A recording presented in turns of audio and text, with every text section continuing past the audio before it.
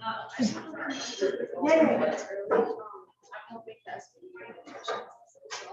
Okay. All right.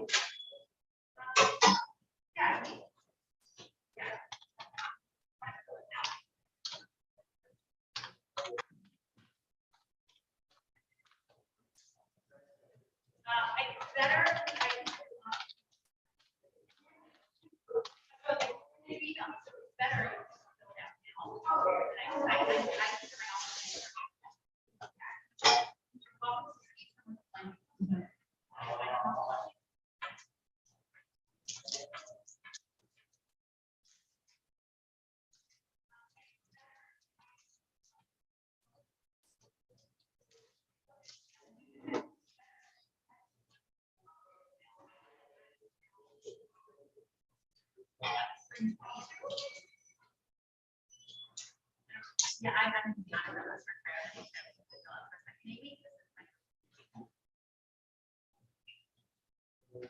for Yoella?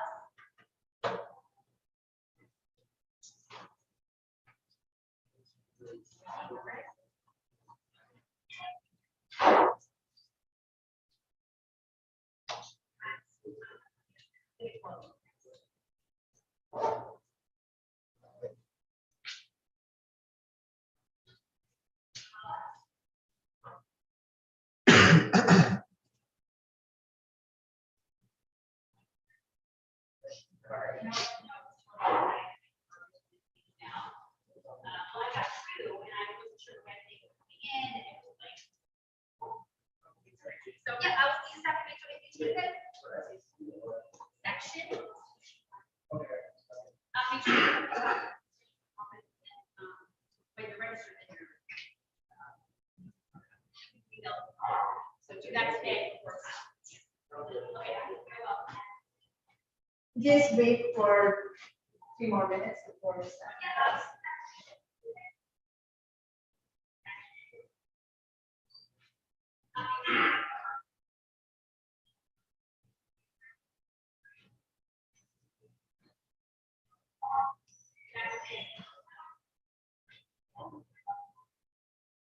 Please wait for.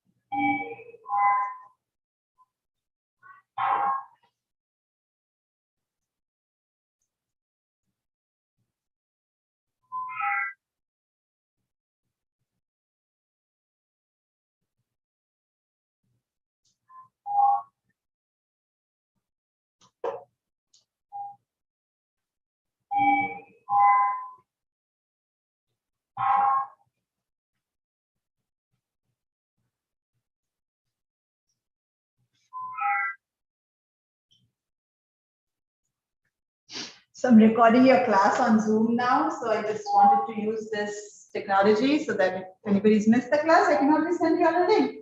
This is getting loaded on YouTube. Like, what's that sound?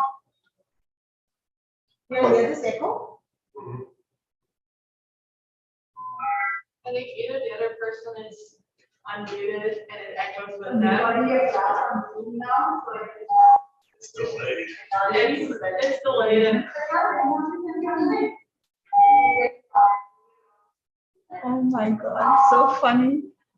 I would check if the student is unmuted, if there is anyone. Okay, okay. Let me see. Or maybe you join the meeting. It's just me, but I'll mute myself. Do you have 2 tabs in Zoom open? Oh, yeah.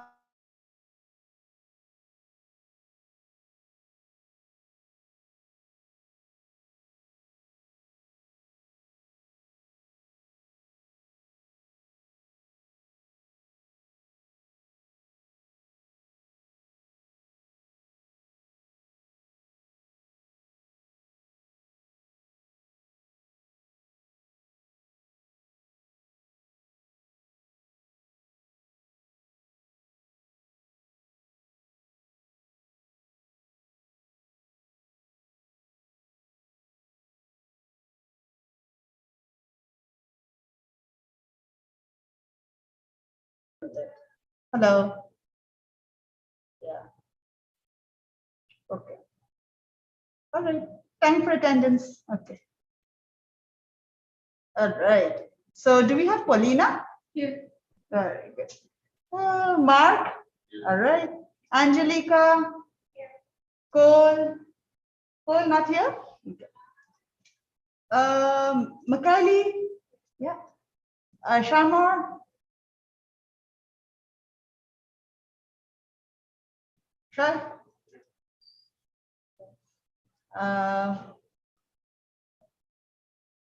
Sharmor not here? Okay.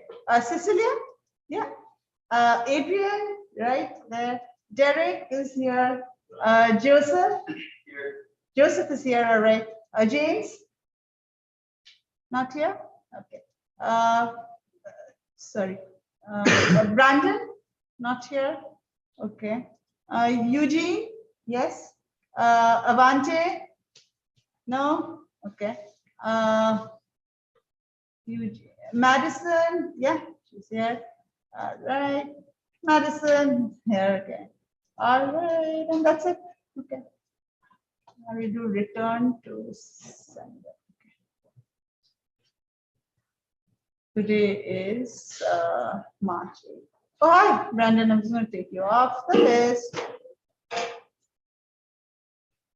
All right. Today is March 8th. I'm sorry. Oh, sorry. I'm so sorry.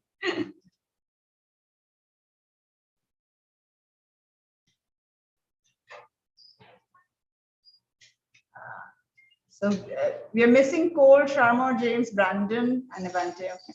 So today is March 8th. Brandon just walked. Oh, Brandon just walked in. Okay, sorry.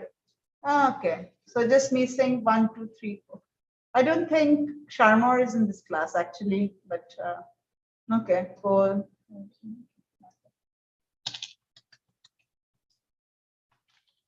March 8th.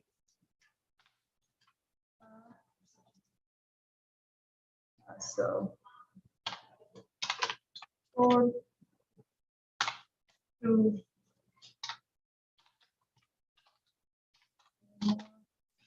3, 4.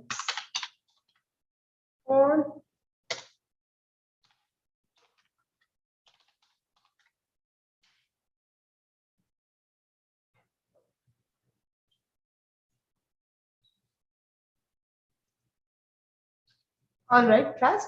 So right now, I just wanted to quickly, I'm not going to spend too much of time, but I did send you all, if you look at in your assignments, and sent you all a YouTube link of the, I think I had very little left when I presented LinkedIn. The only thing that was left was, how do you make posts?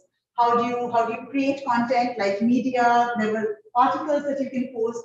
How do you use that feature on LinkedIn to kind of make posts, articles, media, and I think those were primarily the four different things that we didn't talk about. So I did talk to you about that in the video, and the last section was what was that? The last section was post. When you see somebody posting, and let's say, and I don't want to repeat, but I think it's going to be helpful repetition. But let's say you are following a few companies. Okay, there's some dream companies that you're following. Let's say Amazon. Let's say Coke or McDonald's or thinking about Walmart. There's some companies that you are following, and and this is their track. Let's say I used to follow. At one point, human resources was my track, and I would follow the CEO of U9, right, in Madison, Kenosha.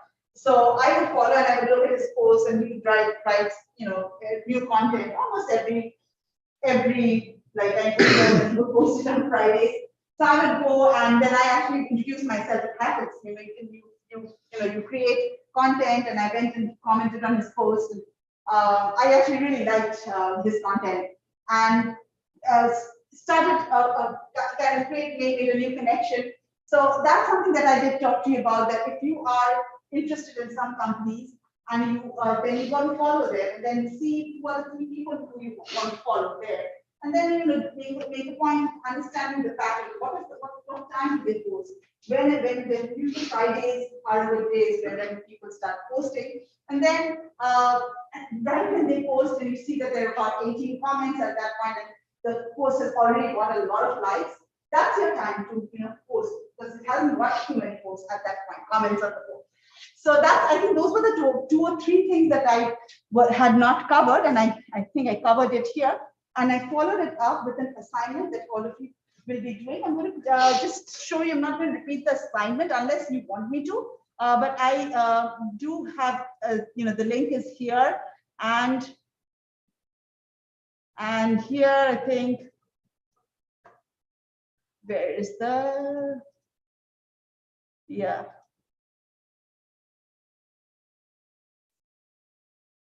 So starting from that point, you were talking about the assignment, but the slides don't show up. Oh, that doesn't show up? Okay, good. That's what I'm seeing. That's sure. Okay, so I'll do a rough, quick rundown with you. I'm just going to turn this off, and I hope I don't. Okay, I'll just turn this off. I will go to the 1 second here. Where is? Did I lose this one now? Blackboard. I think I turned that off also. Okay. All right. So I am going to assignments. All right, class. You need to go. I'm sorry. You need to go to discussion board. All right.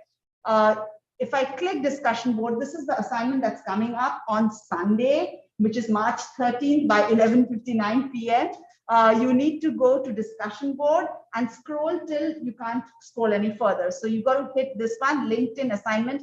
I think if you hit this one, it just asks you to create a new thread, which you can, of course, create your own thread.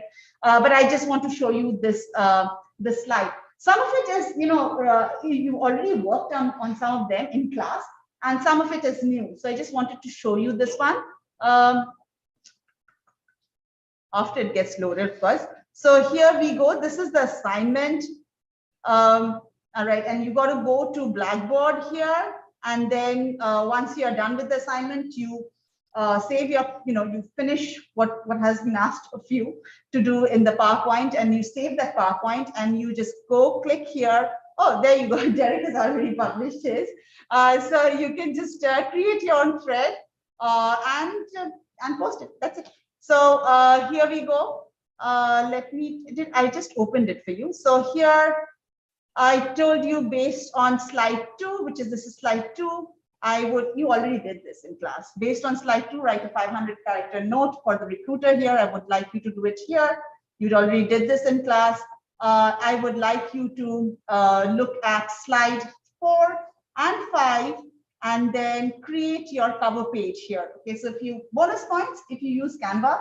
All right, so these are some templates, as I showed it to you in class.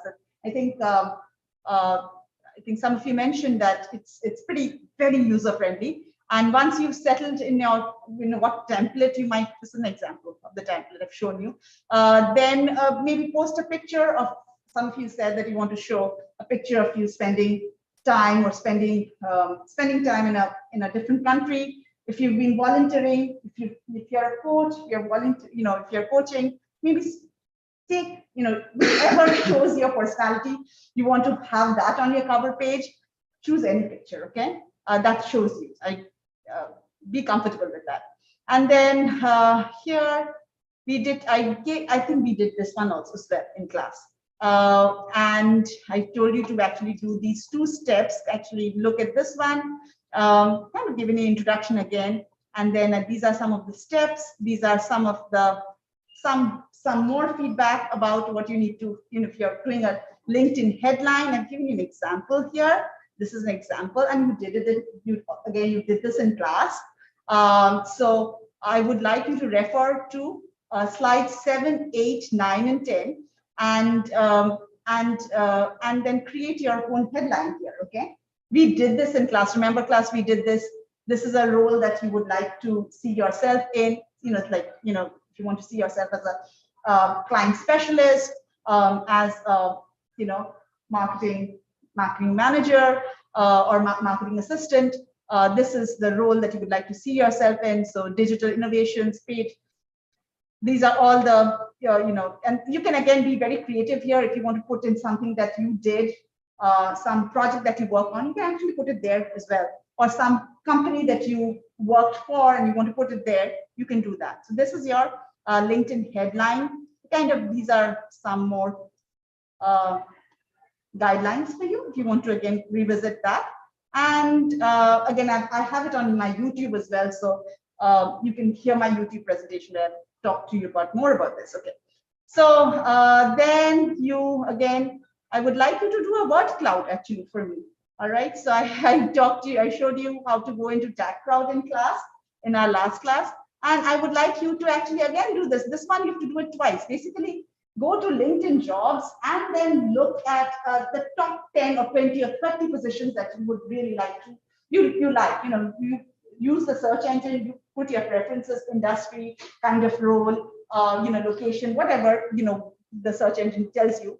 And then get the top 30 roles and then see a pattern. Okay, then look at the roles and see the kind of skills do they need. Now, once you get a list of the skills that all these jobs require from you, then I would say get it all in a, just cut, copy, paste, and put it on Word doc or a Google doc, and then try to figure out which are the hard skills or which are the technical skills that they require. Do color coding, all right? So put the technical skills in like red or soft skills in blue, and do a color coding and then put it on tag crowd and kind of create a cloud. I would like to see how you do this, okay? You may want to, and again, this one is something that you should learn. This is pretty cool. You actually navigate, you are able to, in terms of understanding the process, able to look at those job descriptions, able to get the skills that you become aware of the skills that's needed. Then, you again, categorize it and then use this one, which some people also use this as their cover page, or the cover or the banner picture of their LinkedIn profile. So that is cool. So I want to see you doing that again based on slides 12 and 13. And then I have an empty space for you. Put the picture here. Put the word cloud here. Then the about, yes. Where do you have this presentation posted? Well, I just showed it. Okay, so this is here on discussion board, as I mentioned. Discussion board. You have to scroll through the end till you can't get to the bottom anymore. This is where it is. And then once you're done, when you finish it, just click here. Derek has already posted his assignment.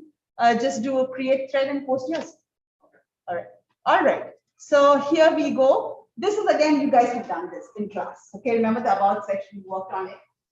So again, just put the about section. I have some points for you for some guidelines here. You can refer to slides 15, 16, 17. We actually did it in class as well. And then fill it up about section 2000 characters, which is 100 to 200 words. Fill that up.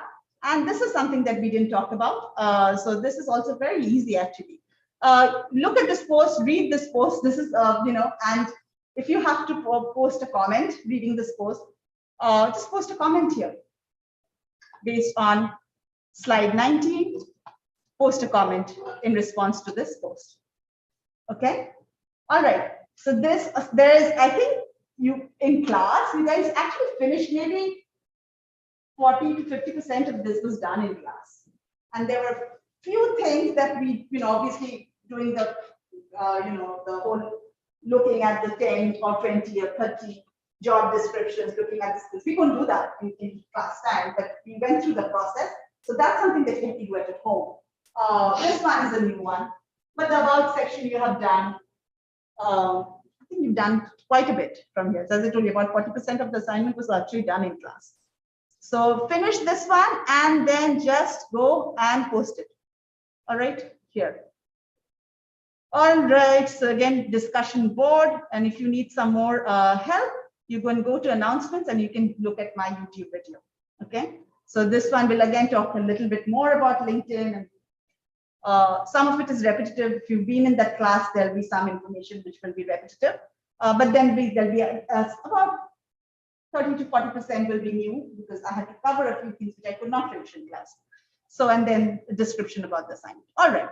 So that's that. Any questions, class? None? Okay. Actually, today I'm very excited because I will be talking to you about elevator pitch today, all right? So I already have it here, and today's class will require a lot of help from you as well, okay? So there will be some role play that we have to do, and so it will be interactive. We have to do a little bit of role play as well, okay? So, all right, so I am going to elevator pitch. Okay.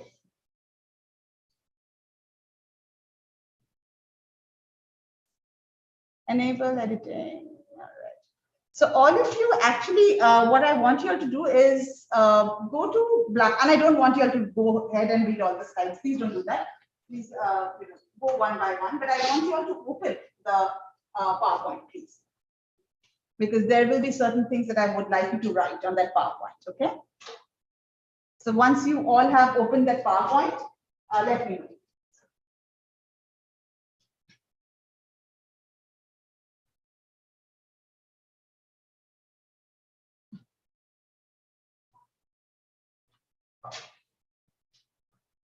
Okay, I assume that everybody is in. Okay, so slideshow. Okay. So today we're going to cover elevator pitch, one of the most, I would say, sometimes people say it's one of the most nerve-wracking thing. How do you make an elevator pitch? So today is going to be all about that. All right. So let's go to the first slide. So first, tell me, and I want you to fill it up as well. Okay. So write. I want to know this review, and then please write fill in the slides there. Tell me something. How comfortable are you when somebody says, "Tell me something about yourself"? How comfortable are you? What makes you? Do you like this question? Do you feel? What goes through your mind when you hear this question? Do you feel confused? Do you feel that you're going to be bragging about it? You have to brag now about yourself? Do you get organized? Do you feel there's a sense of pressure? Do you feel anxiety? Do you feel good about it? Tell me. Write your thoughts.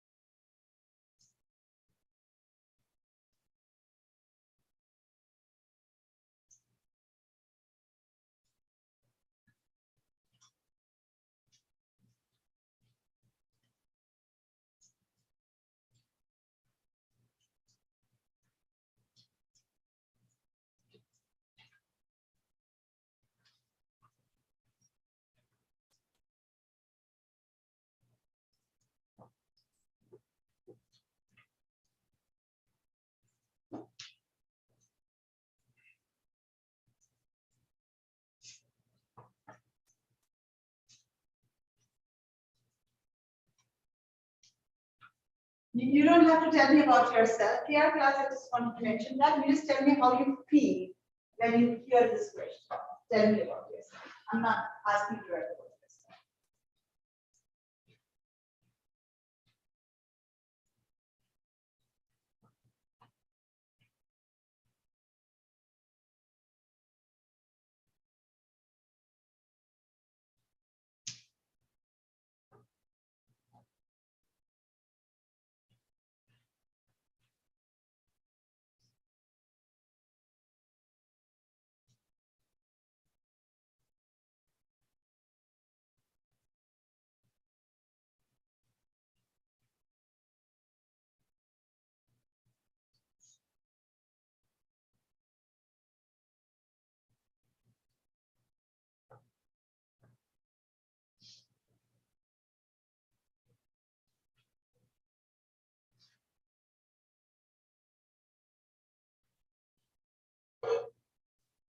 Okay. All right. Let's start. All right. Who wants to go first? Cecilia. So I usually get nervous, I guess, 'cause, like I don't want to feel like I'm bragging about myself. Yeah, Yeah, it's like, I think I'm you on get, okay, all right, I would feel says, I don't like this question. All right, so, I feel like I'm fairly comfortable with it, just because like I have an elevator pitch now, so like I have like a certain script that I just follow every time. all right, So I would so, say like in the beginning hours. okay, and what, can you tell me what helped you, because now you have a prepared pitch, what helped you get rid of your fear? I think just practice like the Practicing? get out the more interviews. Okay, okay, just practicing it multiple times. Okay, we talked about that. Okay, all right. What about Eugene? What do you have? I said sometimes I get kind of stressed out, especially if I'm not prepared. Okay, if you're not prepared, you feel stressed out. Okay, and what is the stress? Where? Just like knowing what to say. Yeah. Because sometimes you just like change what you say based off what you're interviewing for. So. Okay, so kind of gauging what the person also wants to hear, Yeah. whether you're relevant or not. Okay, I have the same thing, all right. Madison, what about Hanson? I just said that I get anxious too because I don't really know like what stuff I should be saying. Okay, okay, so understanding what the person wants, it's about whether the person is going to perceive you the way you want to be perceived. That's anxiety stress factor there. Okay. Yeah, do you want? My biggest thing is, I always ask, like, what do you want to know, like, if there's so many avenues. that Oh. you can be wondering about you, Okay, narrowing it down to the things I want to know. right, selection of things, right? What is it that? All right, so that is, it is, I personally, I don't like, as I mentioned to you, I don't like this question. It's always, yeah, I mean, well, sometimes I'm not even, I feel, I actually have went into depth into this, as why do I feel uncomfortable? Sometimes I feel that now, and because of taking many several courses and life experiences, sometimes I'm not even very self-aware of who I am.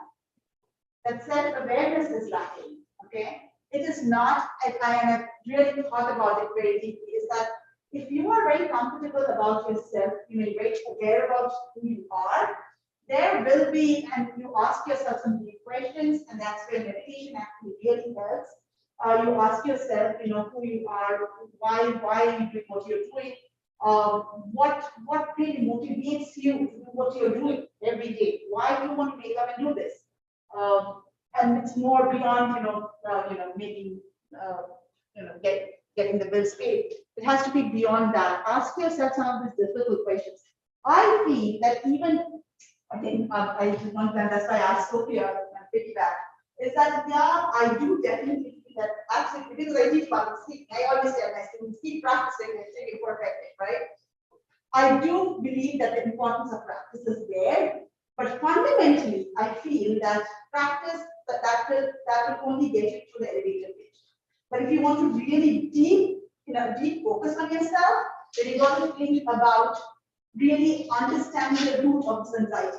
Okay, is that most of us are not very self-aware of ourselves. We don't like to ask ourselves, what our beliefs are, because we know, okay, that's my belief, that's my. But we really don't really sit in one place and think about it. Okay, what is my belief? What are the things that I've been asked to believe?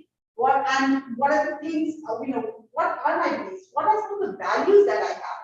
What motivates me to wake up every day? What, what kind of stories define me? What stories define me? The fact that I'm doing this today, teaching. Why is it that I chose teaching? What really is not about making a paycheck for me. I am doing, and believe it or not too much I get out of the paycheck. So I'm doing it for a certain reason. I come here for a very different reason, passion, and then I go back to my roots. I don't, and that's called self-awareness. Okay, and once you're very self-aware, you will be in a comfortable place. Okay, it has to be. And there are two things that plays into it. there is one is your self-awareness, and the second thing is social cognition as well. So it's, if you want to talk about yourself, you've got to be very aware of who you are. Your beliefs, values, as I mentioned to you, your motivation, your driving factor, your self-regulator, how you manage your emotions, all of that. So that's one of the things that will help you to know about yourself.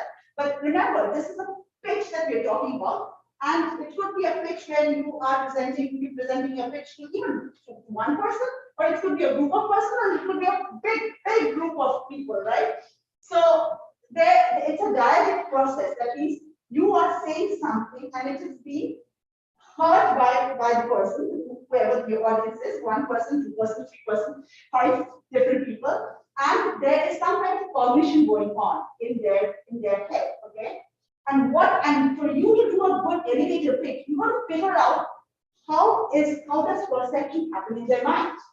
We don't talk, you go to Google and say, okay, what are the 5 steps that come? Okay, 5 things that you need to do in an elevator pitch, but nobody talks about 2 different things. One is about your self-awareness, to understand who you are, and to understand how the other person is perceiving you. Now, you might tell me that, well, there are different people, and they have different interpretive lens, their perception is different. How do I understand? But it's not one size fits all. I'll say yes. My answer to your question is yes. We are not able to understand whoever is talking to us, how are they perceiving us. But generally, in terms of communication, there are certain things that people look for, and that's time tested. Okay, that's time tested. So there are certain things that people look for, and today we're going to explore that. We're going to explore your self-awareness, how much do you know yourself, and we're going to explore how perception happens. When you are talking about yourself, how does perception happen? You also go through simulation. I'm going to give you some examples of, and I will ask one of you to volunteer and give you a first take, the same elevator pitch said in a certain way and then revised. So I'm going to do 2 different takes, and then I'm going to draw feedback on it. Okay. So this is going to be a pretty a lot of help from you. I would need that. Okay. So here we go. I hope everybody's done with this one. I am going to these 2 concepts that I will be talking about. So the 2 concepts is emotional intelligence and social cognition. When I talk about emotional intelligence, it's again, there are 5, there are several, but I think most people talk about 5 different components of emotional intelligence. And what comes to your mind when you think about having heard about the term emotional intelligence? It's a big concept now. How do how do you define what is emotional intelligence? Have you ever heard about this term in a psychology class, perhaps sociology? Emotional intelligence? Not more? Okay, so I need to know where do I start from? Okay, so this is going to be a very empowering concept. If you haven't heard about it, I'm very happy to talk to you about it because it's going to be a very, very empowering concept. Emotional intelligence is how, just we have IQ, right? That shows your, your intellectual quotient, how smart you are, how quickly you think and all of that. Emotional quotient, just like the intellectual quotient, you also have the emotional quotient, a very big component. Big component, okay? So we usually, in our culture, we place so much of importance on, how smart the person is for the job.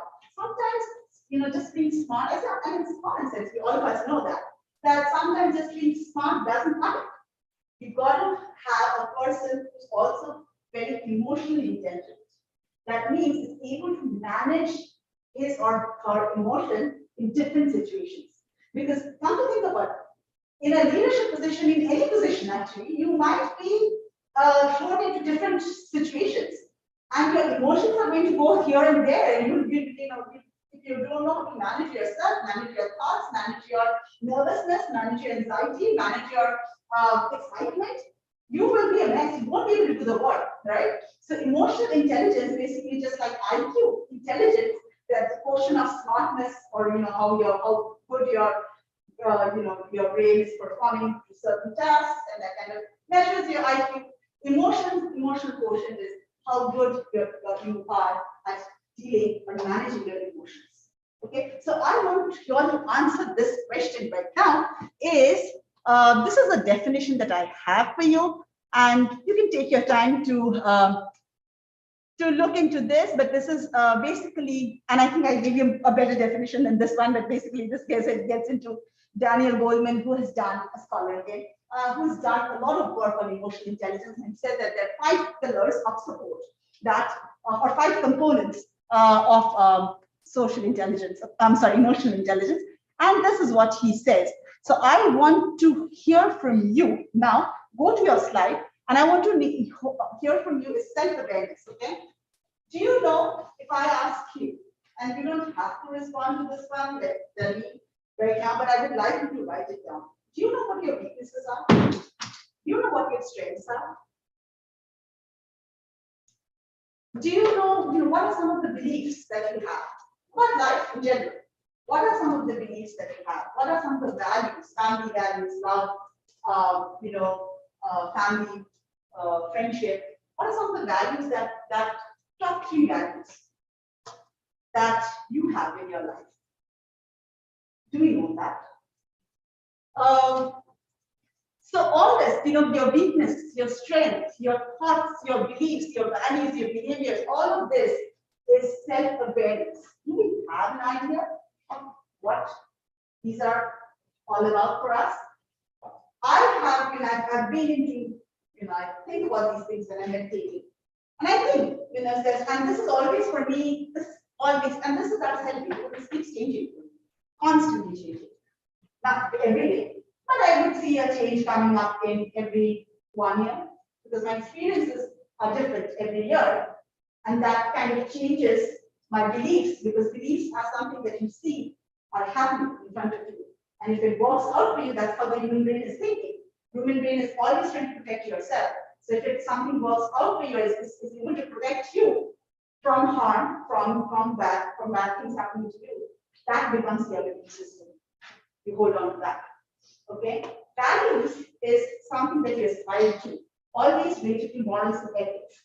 So values, it's very important for you, and if you're in a family, and like I have some family nights when I keep thinking about what's the best way to tell my son not to to volunteer, to think about life as if it's not always about him and his sister. So one of the things, so we sit down on Saturday or maybe Friday nights, and we tell them, I tell them, what are the top 3 values that I have? They just write it down, and then say, what are your top 3 values right now? And I keep seeing that change. Okay. So what are the top 3 values that you have? I want you to write it down. What are some of your strengths? What are some of your weaknesses? What are some of the things that you believe? Can you write it down? Whatever, if you're comfy, I mean, whatever comes to you naturally. I don't want you to think too much about it. Okay? But I want you to fill that up.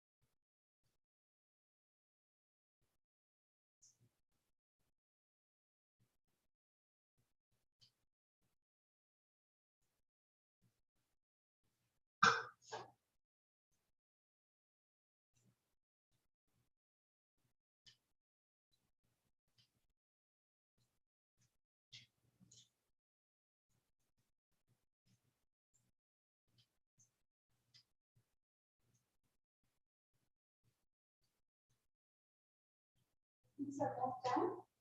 Ready to discuss? Okay, so tell me, whichever points that you want to discuss about. Let's talk about your strengths. And I'm still 1 second here. Let's hear from you. All right. Joseph. All right. Joseph, tell me what strengths and weakness do you have? I'd say for strengths, fast learner, creative, and weaknesses is time pressures and rejection. Time pressure and rejections. Okay, so you feel that it bothers you to hear rejection. Yeah. Okay, are you doing anything about this one? Because it's same here. I have. Are you doing anything to combat that one?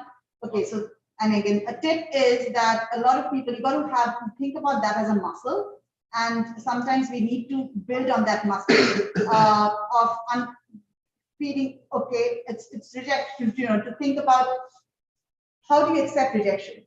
So a lot of people say that you randomly, if you know that that's an area that you want to work in, randomly apply to positions that you feel that there's a high chance of getting a rejection there. And you do that and you hear rejection letters, and it kind of builds your muscle. It's something that you can build on, through your effort. And at one point it will become a part of that. I am at an intermediate level. I don't even feel it. Sometimes it's so bad that I don't even feel like opening. There's one email that I use for my job interviews and work and everything, and I don't even feel like opening it because I'm so afraid of rejection. But I keep doing it. I want to do it. I keep making an effort in the morning. In 2 hours, I have to focus there, and I keep putting it out and it's becoming slightly better. Okay. All right. So that's something that, okay. Who wants to start talk? I'm just going to say, all right, let's see. Paulina. Yeah. Dave. All right, Paulina. So what do you have? Which one do you want to discuss? Beliefs and values, perhaps? Whichever you want to, whichever you want to. I believe heavily in like self-care and self-awareness, so I value like exercise and just kind of taking time to myself. I think self-awareness comes with just having time to reflect.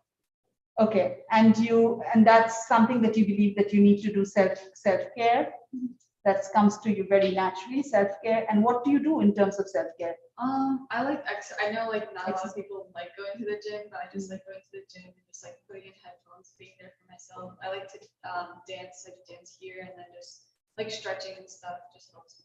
Okay, and is it also therapeutic for you? Sometimes Yeah. dance? Okay, all right. Okay, let's hear from Adrian. What do you have? So what I put down for some of my weaknesses is that I'm introverted and also Introverted.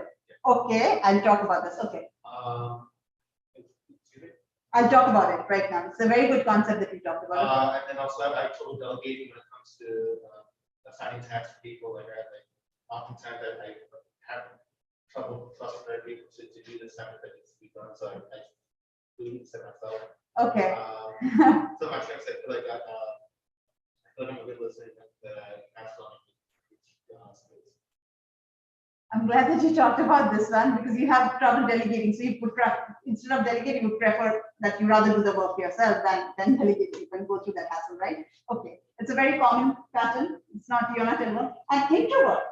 Did you ever feel like you talked about this? Do you ever feel that you are uncomfortable doing an elevator pitch or talking to somebody because you're an introvert?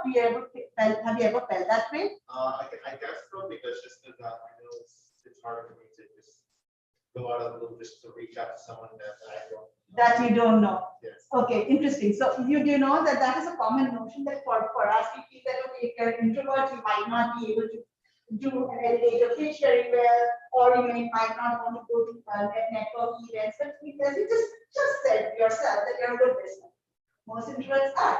they are very good listeners. Most of these people, Mark Zuckerberg is a big introvert. Barack Obama, I didn't know that he also considers himself an introvert. So most thought leaders are introvert because they are they do deep thinking, they're good listeners. So that doesn't really shut you down from, if you think about it in a network. What you might do, what you might gravitate is maybe talking to fewer people instead of a big crowd. One-on-one, maybe two smaller crowds. So that I don't think that is a challenge, very commonly misunderstood about introverts. I think I'm a situational introvert. I do this for my profession, but if you're given, my comfort level, I would rather, instead of going to a party and you talking to 15 different people, I would rather sit at home with a book. So that's my nature too. But I am in communication. That's my business. That's my work. I have to talk to people. So then it's a situational framework for me. All right. So here I'm going to move on. So this is something that you got to ask yourself, constantly ask yourself, and this one really failed. And we will always prepare business pitches. We always prepare, elevator pitch, business pitch, sales pitch, any pitch, okay? But unless and until we are not very self-aware of ourselves, the foundation on which you stand will always be shaky. So if you create a strong foundation for yourself, where you're extremely self-aware of yourself, then whatever you say, your pitch, everything will be standing on firm ground. Remember that, okay? All right, so here we go. Some of the 5 pillars are self-awareness. The second one is, I think, you did talk about it. I hope you, okay. So some of the grants did mention to you here, self-regulation. How many of you are able to regulate your emotions? How many of you are able to regulate? So let's say you're going through a very bad day, and are you able to snap out of it and move to a positive framework of mind? Or do you self-loathe? How many of you are able to, and how quickly do you snap out of it? Okay, do you need something to snap out of it, or do you set? And there's nothing judging here. Ask yourself. Respond to this question. How are you able to manage it? Let's say you're having a fight with your parent or a sibling or a co-worker. Does it dampen your whole day? Are you able to leave it there, move on to the next work, or does it carry it into everything else that you're doing, and it kind of kills your productivity? Respond to this question. Think about yourself in different situations. How are you able to regulate? It's almost like turning the knob on higher, lower, positive, more negative, neutral. How are you able to self-regulate your emotions? Write it down.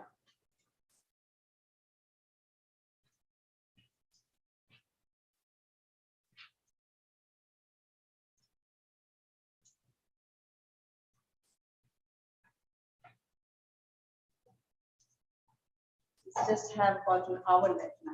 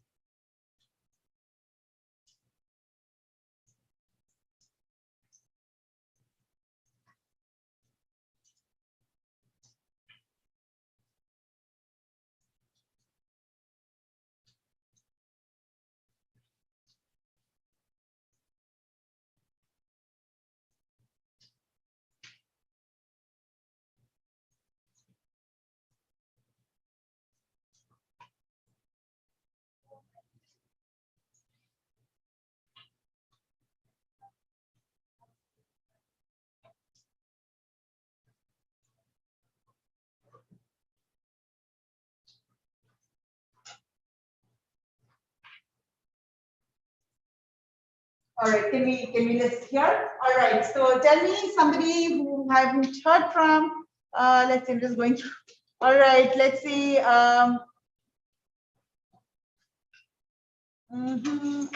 Okay.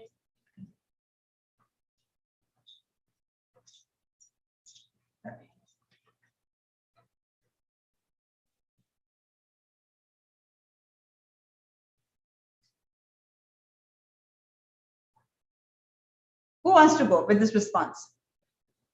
All right, yeah, sure. Right. I feel like I'm not very good at controlling my emotions on the inside, like if one little thing happens, like I will let it bother me.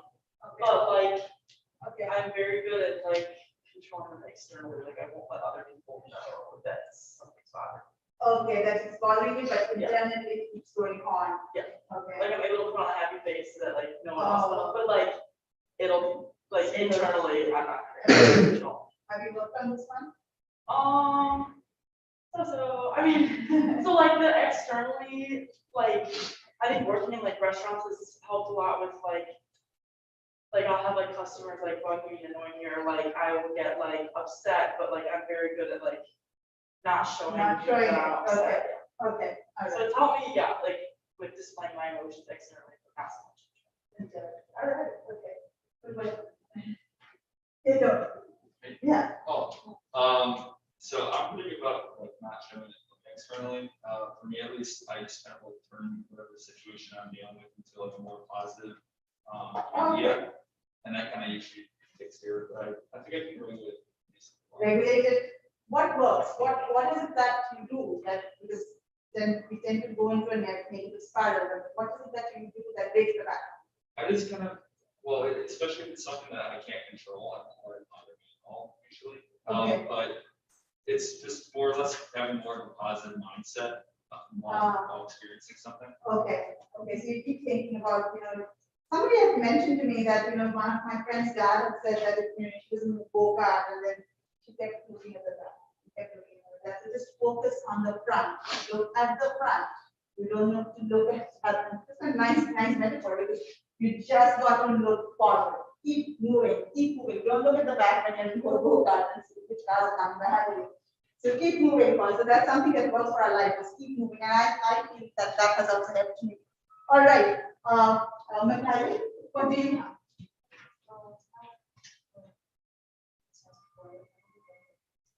Sorry.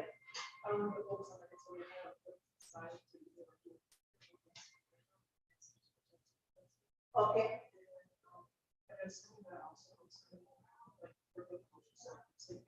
Okay, music, okay, all that helps. Okay, all right, so next one is, okay, so self-regulator, that's something that you got to think about, is how many of you are, are able to switch your mode. All right, this next one is here, motivation level.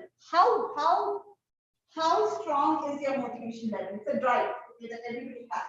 Do you think, how do you deal with failure? How do you deal with, I think we just talked about this. How do you deal with rejection? How do you deal with failure? How do you show the real, your real, in other words, do you have a real persistence to follow your passion? How do you think in terms of your motivation, your drive? I want to hear about that. Real persistence, real energy. Do you see it in certain things, not in certain things that you should have? Does it fluctuate, your level of motivation?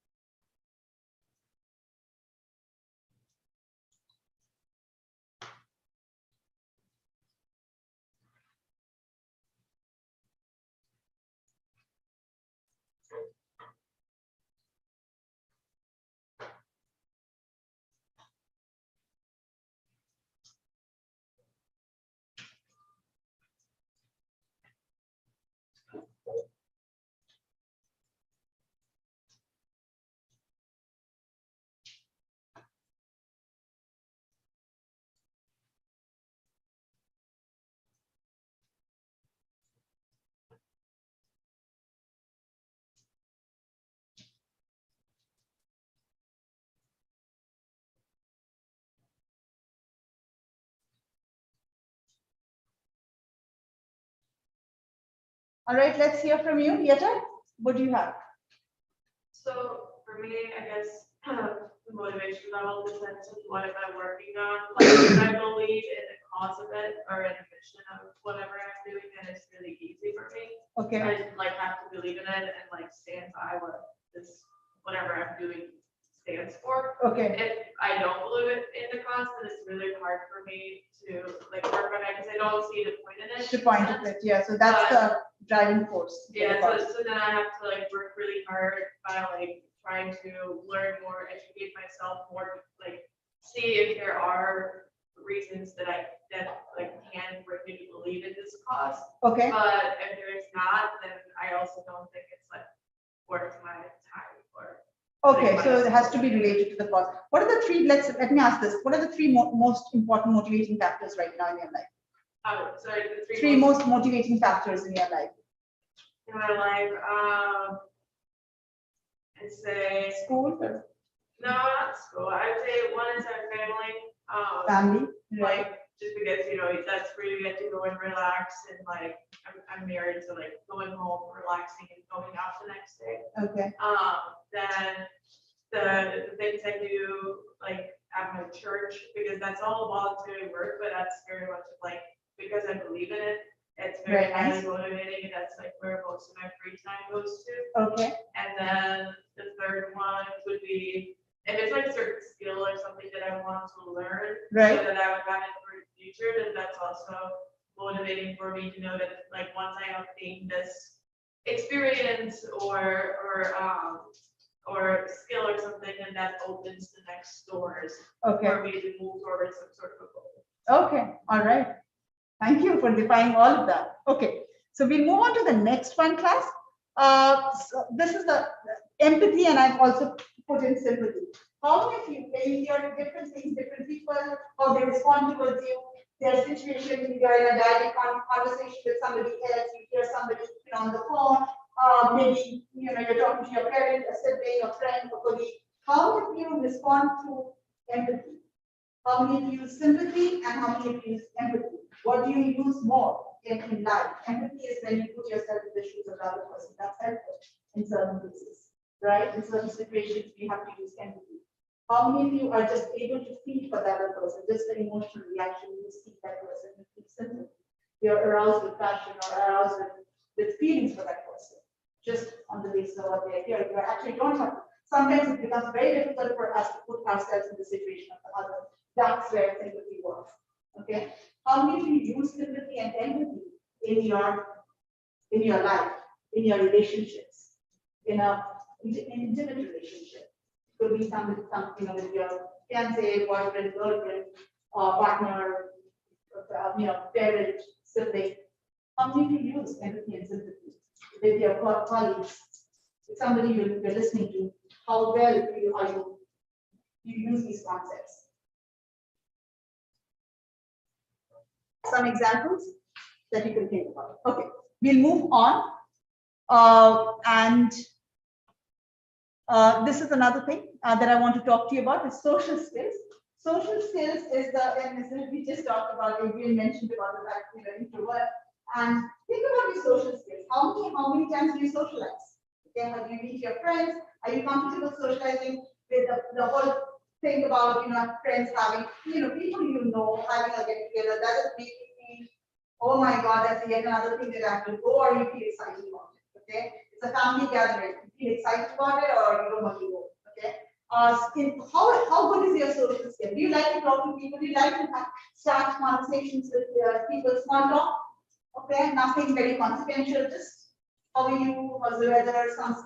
There's no consequences, big consequences to that kind of talk. So less risk.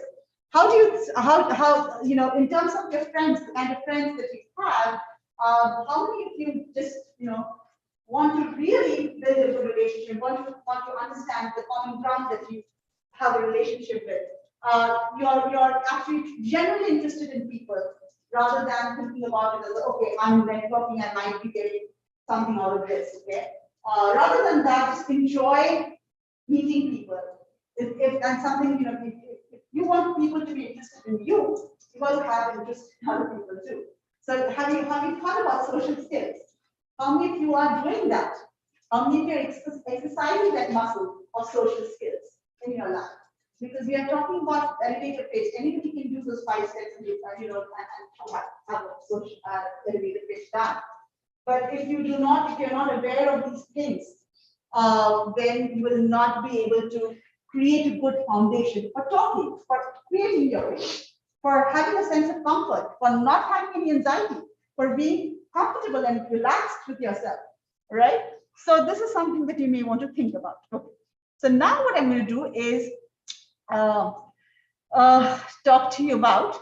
So this is something that I do want to talk to you about this, but all right. So in terms of, we are not doing that until we have about an hour left. Okay.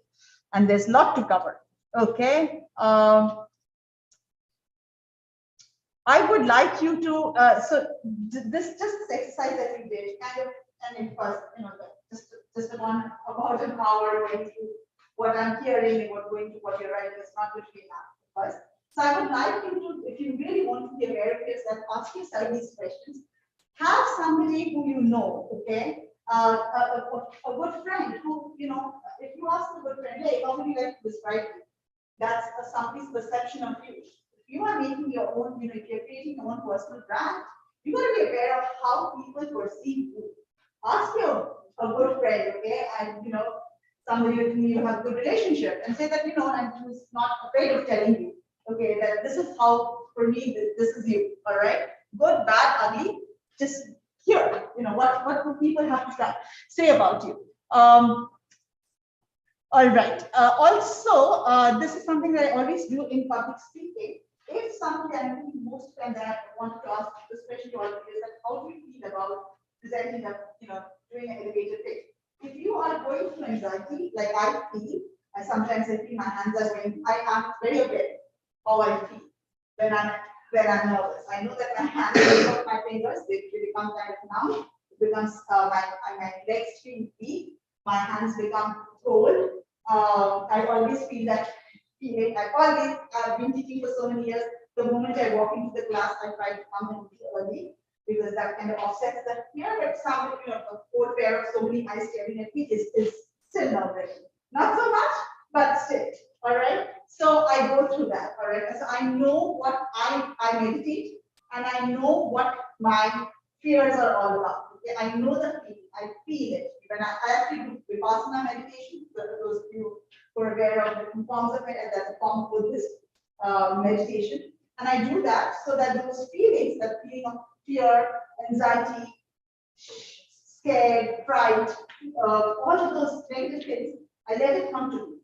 I let it come to me. I don't shun it. I let it come to me till I become aware of it. And once I become aware of it, I'm able to manage it when I'm talking to somebody else. Because those feelings are not new to me anymore. I make it go through my system every single day. Okay, till I don't feel it anymore. Sorry? Okay, all right. So let's go to this one. So this is the first part that we talked about. We did talk about the fact about emotional intelligence, and we talked about the 5 pillars, which was what? Self-awareness, self-regulation of emotions, motivation. What was the other one? Motivation, empathy. These were some of the four, and I think I missed one of them. What was it? Self-regulation, self-awareness. Then motivation, I did talk to you about that. Empathy, okay, I did talk about, and social skills. All right, social skills. That's the last one that I missed. Okay, so we did talk about that. So this is how you judge yourself. How if you know how good are you with all these 5 pillars of emotional intelligence, you are able to kind of understand where you are in terms of emotional intelligence or emotional quotient. Okay, whether it's high or low. Okay, so now that's about your own self. Now what you need to know is what works on the other side. Somebody who's listening to you, I think Brandon mentioned this, I'm not really sure what is it that person wants to hear. I've got a big life story. What do I tell him? Am I really, what will be his perception? What will he think about me? Will I make a fool of myself? That's perception. tell you what works on the other side. Okay, how does, again, as I told you, you guys might tell me that, every person is different. I don't know the way, one being person, we're two different people. And I say yes, I'll answer yes to that question. But typically, there are some things that are universal for all human beings. Those two aspects are warmth. When you do your elevator pitch, people want to see that warmth in you. And there's a way to get that in your image. Warmth and competence. Is the person warm enough? And is the person competent? How do you do that? Okay. When I talk about warmth, I'm actually talking about whether the person makes me feel safe, makes me feel as if there's a sense of nobody wants uncertainty. All right. When two people meet constantly, that's a concept that we talk about in interpersonal communication. And there are two people who get together for the first time. Both of them are constantly trying to reduce uncertainty, which we call as uncertainty reduction theory. All right. Two new people come into this and say, hi, how are you? Oh, yeah, hi, where do you live? I live in Naples. Oh, I live in Mumbai. Oh, did you go to St. School District? Yeah, I went to this. Oh, do you know this friend of mine? Oh, I know her brother. She went to, we were at the same church. People are constantly trying to find something that's in common. All right. Why? Why do they do that? It's human psychology.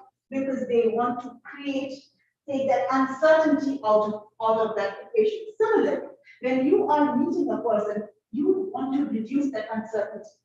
How do you do that? The strategy is create warmth in your speech. Make that person feel that, hey, you are safe here. Every person who's going to talk to you wants to feel safe in your presence. I feel safe. I feel that there is some kind of, I know this person. This person could be my brother. This person could be my, think of what context you now create. You got to think about them as when you're meeting somebody, we always have one thing, okay, this person's the CEO, this person has the rank. Take those big ranks and throw it out. Think about that person as a human being. You got to create that human connection. How do you do that? You got to have that warmth in your speech. How do you create that warmth? You can create that warmth through your elevator pitch. There are ways to do that. All right, and I'm going to show you an example. So there are two things that you want to see. And a person first, here's the elevator pitch, is looking for warmth. How do I know this person? This person sounds familiar. This person seems safe. This person seems I seem to be safe with this person. This person makes me feel good. This person competent. I think the way the person is talking, I think this person might deliver.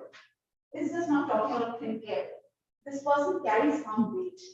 I think the experience of the person, the kind of books that the person has read, or the kind of work, the organization that the person has worked for, there's something. The story kind of rings true. There's his or her story. There is some, again, going back to narrative of the whole narrative paradigm, storytelling. There's narrative fidelity. There's narrative coherence. Somehow the story sounds true. The story rings true. That's the perception that you have to have through your elevator pitch. So I'm giving you an example here, all right? So I will give you this example. I need one volunteer here. Let's see. Warm and competence. Here we go. My your personal, I'm just going to talk about all of that. One second here. I'm trying to get into the slide. Okay. All right, so I'm going to give you, okay, let me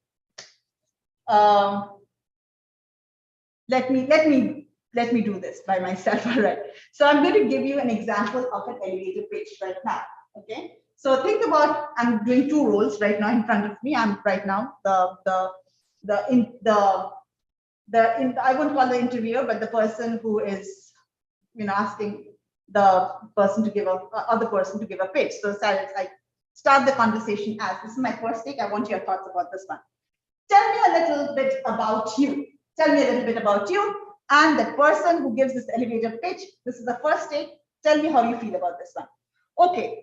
Well, I graduated from Grant State University with a degree in chemical engineering. I then spent 7 years working in the medical device industry. I don't know if you're familiar with OrthoFix, but by the time I left there, I was actually the lead product designer. Currently, I'm in MBA school. I'm trying to pivot into operations, which I feel is a better fit for me. I feel I can really leverage my knowledge of both engineering and design, especially when it comes to making big machines, like the ones that you produce. Oh, yeah, I'm also Six Sigma certified, which is very intense and interesting process that you probably know about. That's a bit. I want to hear about your take, your thoughts. Write it down.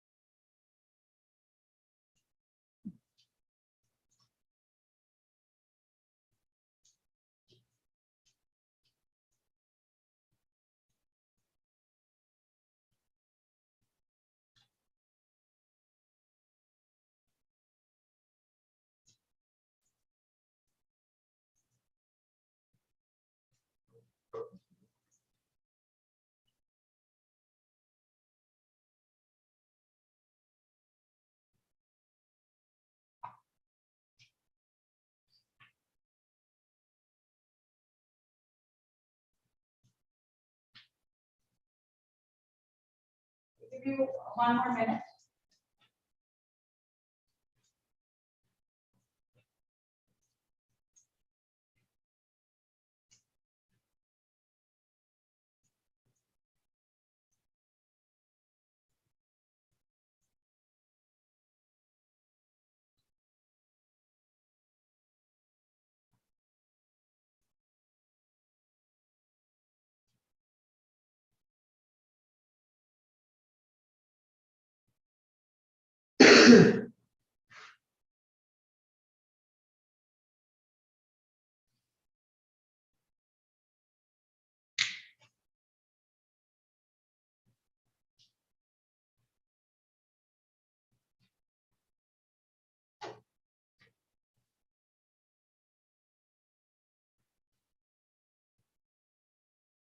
All right, let me hear. What are your thoughts about this elevator pitch?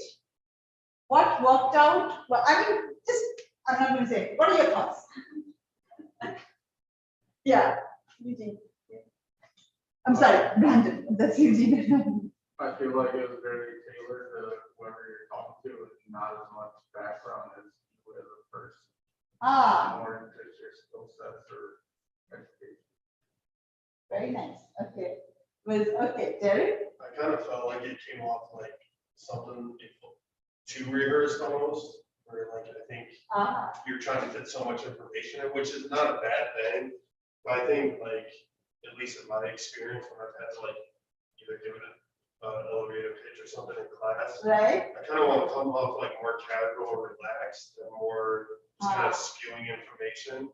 Right. Like I almost like give an elevator pitch, a little bit of it. Yeah. See how they respond. If they ask about that, then just keep going. Very nice. Yeah, absolutely. That makes it. People do that. And just to piggyback on what Derek is saying, people do that. Kind of a rhetorical question. Sometimes put that that breaks the energy as well, and you let the other person respond to. That just makes it more human. And as you mentioned, Brandon, that it seemed very too much of lot of information about the qualification of the person, but not too much about the person, who the person is, right? Interesting. All right. Okay. Does anybody want to add anything else that you want to add something? Okay. I'll do a second take of this one. Okay. We are doing on time. All right. Second take. I'm the recruiter. Tell me a little bit about you, Jesse. Okay. Okay. I grew up on a farm in Iowa from a very young age. My grandpa had me on a tractor riding on his lap. By the time I was in high school, my dad taught me how to drive a tractor. And every summer, every July, we would go out, we'd be out in the field harvesting the wheat together. I think those memories really led to my love for machinery and just how things work. That also led me to go to engineering school. I graduated from Grand State University. I worked there for 7 years in the medical device industry, which while I was there, made sure to take advantage of all Six Sigma opportunity, every leadership seminar that I could. And today I'm in MBA school, and I'm also changing my focus into operations, which is great because it just lets me be kind of feel the analytical part of my mind, which while also focusing on the process of building up a business. So that's a little bit about me. Tell me about you. How do you like working for Agromax? Same. This is the second day. Worked with a communication consultant and worked on his elevator pitch. How is it? What are your thoughts now about this one?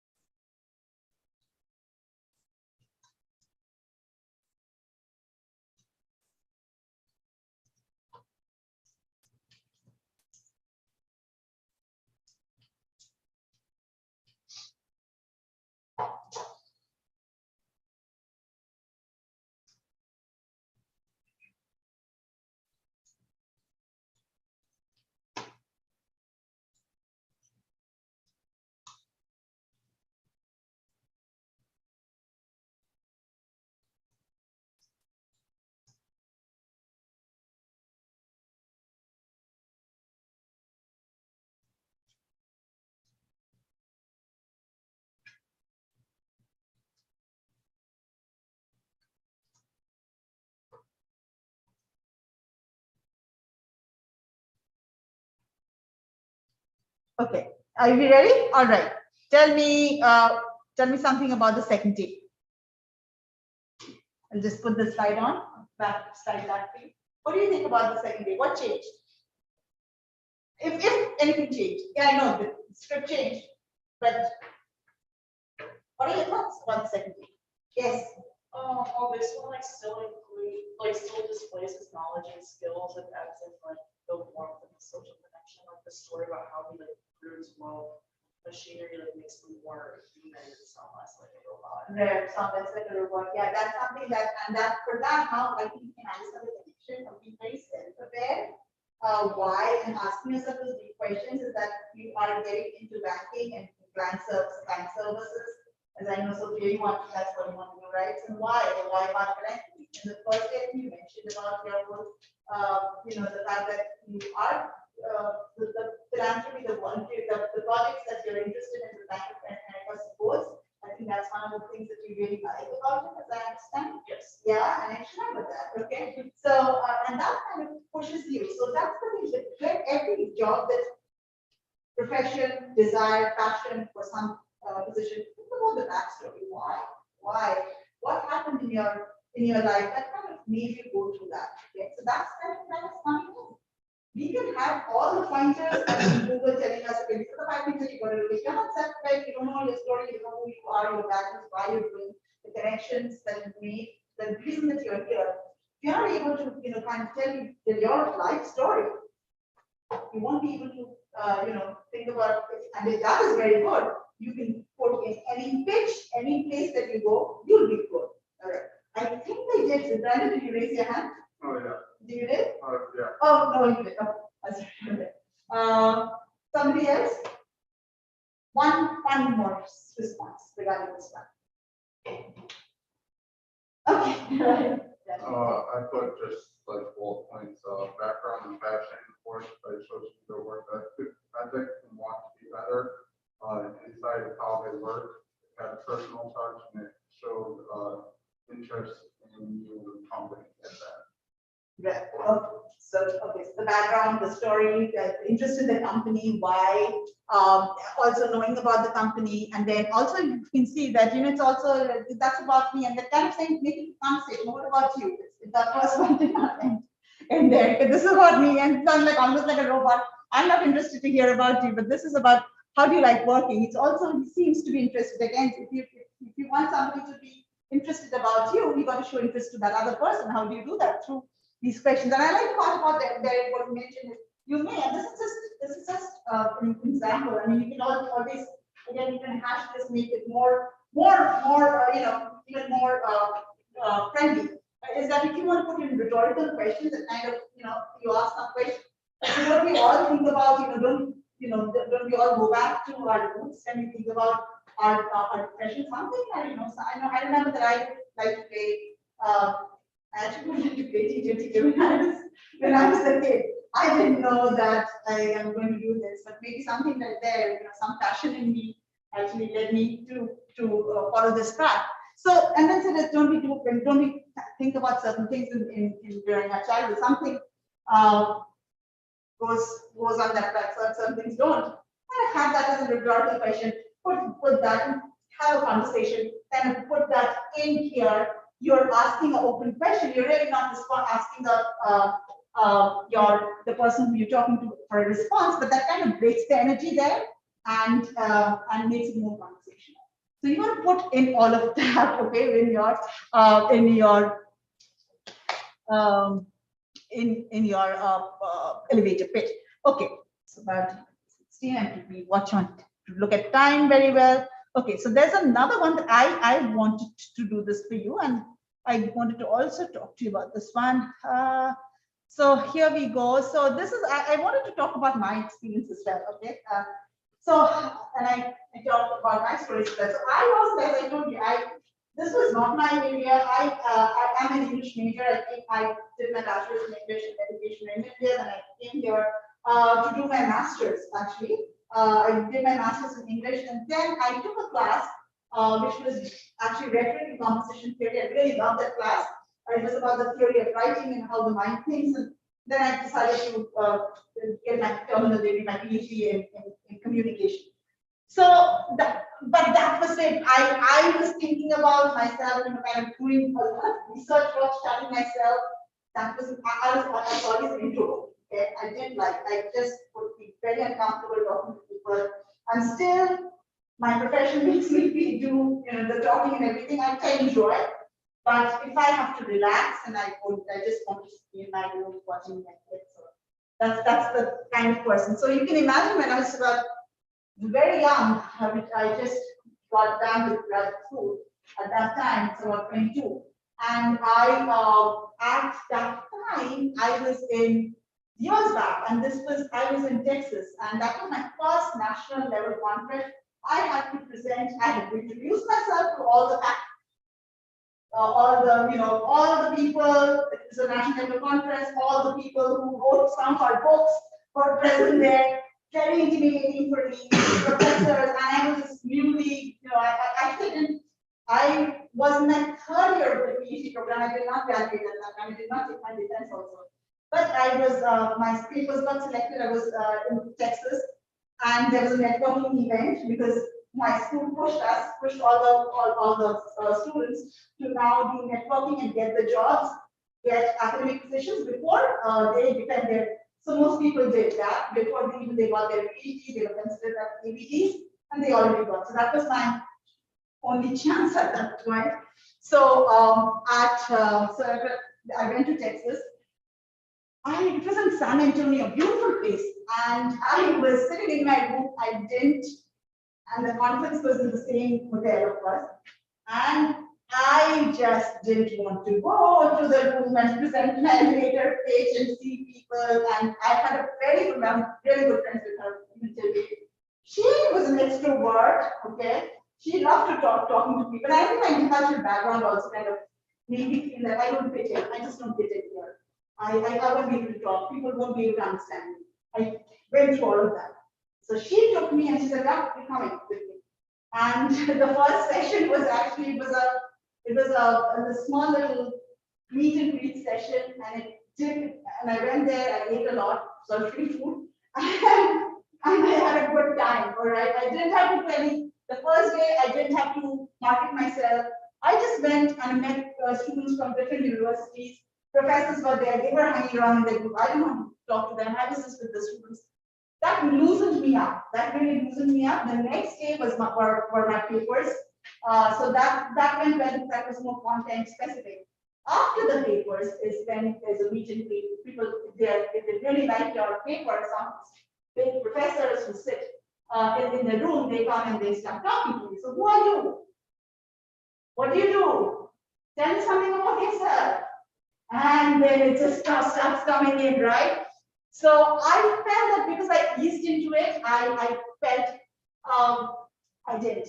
I didn't have a visiting card, and neither did I have elevator pitch. So that's why I'm here to tell you guys that you guys need to work on it. I didn't have an elevator pitch at that time. I just said what came naturally to me. But this is something that if I would have had a chance, this is what I would have probably told you all. And I wanted to share this with you. Where did I put it? Yes. So this is I think if somebody asked me this years later, I would say, what's my elevator pitch? I would say I help students find their authentic voice. I nurture critical thinkers based on over 10 years of experience as a communication professor. And this is just my personal statement, okay? This is not an elevator pitch, this is a personal statement. And because I know that if I can help students in school, they may go get a job that they love. It's going to impact everything else in their life. They will know, they'll go home, they'll be better leaders, they'll be conscious citizens, they'll be significant contributors, and they're going to like themselves when they look at themselves in the mirror. So that's something I would probably say, okay? As opposed to saying that, if you think thinking about my personal statement, I would, as opposed to saying that I'm a business communication professor at outside of college, I help students write resumes and get a job. So that would really be. So this is something that and I know this could be much better, but this is something, and it changes every time I get in seat, because my life experience becomes different. My values kind of slightly change. Values are pretty much the same most of the time, but kind of there's a reshifting in order. Some of the values go up, some of the values go down, and my beliefs, again, some of the beliefs keep changing, which is very healthy. It's not good to have, I have a set of beliefs that I take and completely throw it away now. I have to create some new sets of beliefs, because life gives you much more new experiences, and then that kind of defines what beliefs you have. So this again changes. So this is something that I wanted to talk to you about. Now what I want you to do is, I would like you to create your own, this is what I've thought about. Okay, so if you, and this there's a lot here, and I want you to have some time here, and I want you to create your 3 or 5 steps to your elevator pitch. Okay, if you have to write an elevator pitch, you tell me. I'm not going to create those steps for you. You tell me what will be the 5 steps, okay? Maybe you put in, a background about myself, or some things that you would like to do. A background about myself, maybe anecdotal reference to my past, something to do with my family, a friend, not really led you to do what you're doing, all right?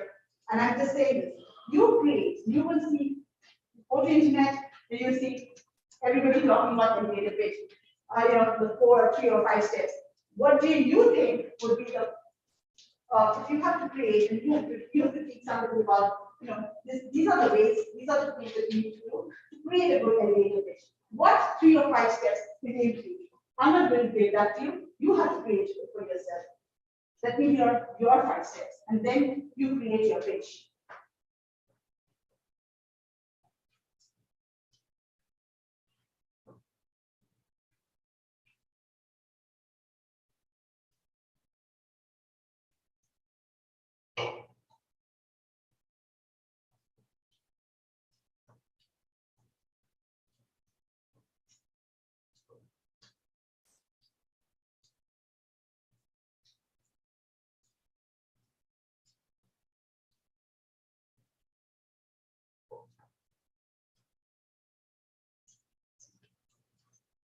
Is it 11:25 at the end or 55? I forgot.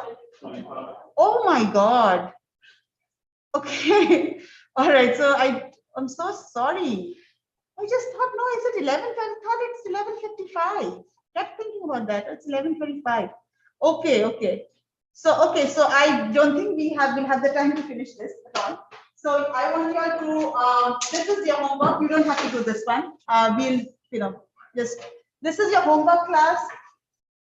On Thursday, I want you to prepare your elevator pitch, okay? So I want you to just record and present your elevator pitch by March 10th, which is tomorrow, sorry, excuse me, not today is the 8th. So Thursday by 11:59 p.m. I have created a place on Blackboard. You have 45 seconds to pitch it. All right, so go there, use Flipgrid or YouTube, and I want you to. I have done it for you. I just want to quickly show it to you in class assignments. Here, no, wait 1 second, assignments. Where did I do that? In class assignments, did I do that? LinkedIn, no, PowerPoint, elevator pitch. Oh, you know what, discussion board? No. So I will actually, I did not create that place for you. So let me do it. So you should be getting it. I'm going to do it right away. I'm going to create a place on discussion board where you are going to, I'm going to put it as elevator pitch. You just need to go there and record yourself, record the elevator pitch, record yourself on a video and post the link there. Okay? YouTube, Flipgrid, whatever works. Try to do YouTube or Flipgrid because otherwise it's not compatible in other formats. Okay? Thank you very much. I will see you next Thursday, next Tuesday. Sorry.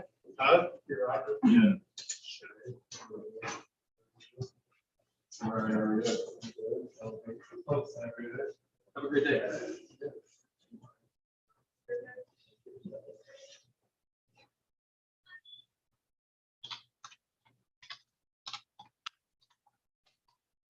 Elevator pitch.